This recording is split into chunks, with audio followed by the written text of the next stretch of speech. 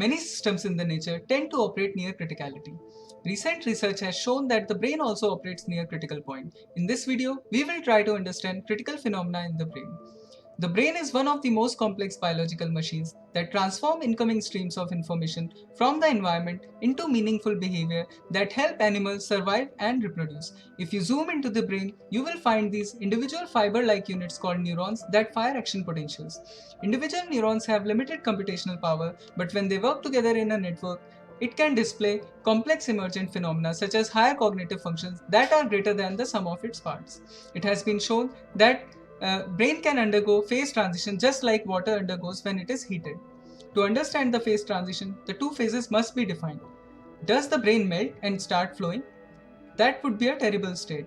Researchers tried to find the population activity of neocortical neurons in the rat brain and found that spiral and plane waves of activation propagating across the network. We can understand the emergence of these patterns by using a simple model where neurons are arranged on a grid and a given neuron receives input from its defined neighborhood which can span various distances over the grid. A neuron is activated only when the sum of its neighbors' activity is greater than a threshold value. Once activated, neuron cannot undergo another activation for a defined amount of time, called a refractory period.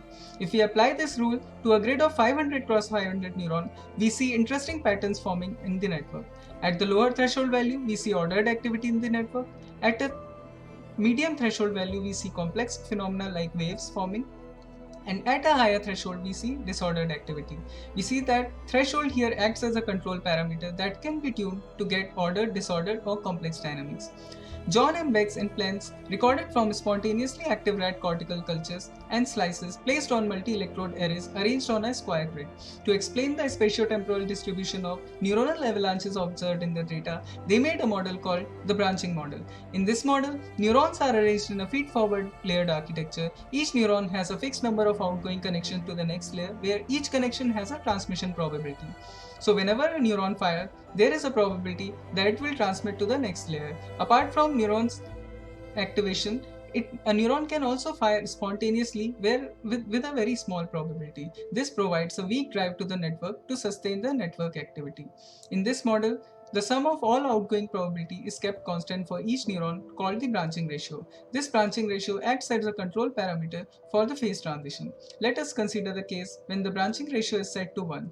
This means that each neuron will activate on average one other neuron in the next layer. When we run the model with sigma less than 1, the activity decays with successive layer because one neuron on an average is activating less than one neuron in the next layer. For sigma greater than 1, the activity amplifies, and for sigma equal to 1, activity remains at the similar level as it progresses through successive layers.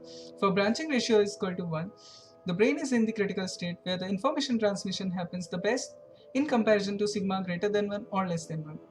If you were to play a guessing game where you need to guess the number of active neurons in the first layer just by looking at the last layer, you would have the best guess if the network is operating at the critical point.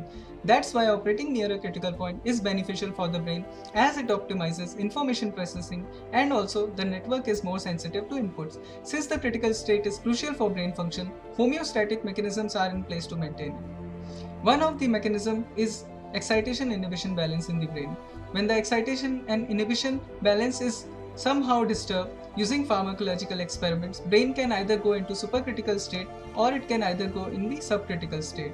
The critical state is extremely important for optimal behavior performance during demanding tasks such as escaping from the predator, as the animal needs to be very sensitive to the slightest disturbance in the environment to avoid danger. I have only discussed a small part of this exciting field, and if you are interested, consider reading this book by John M. Beck, who is the pioneer in the area. Thank you for listening.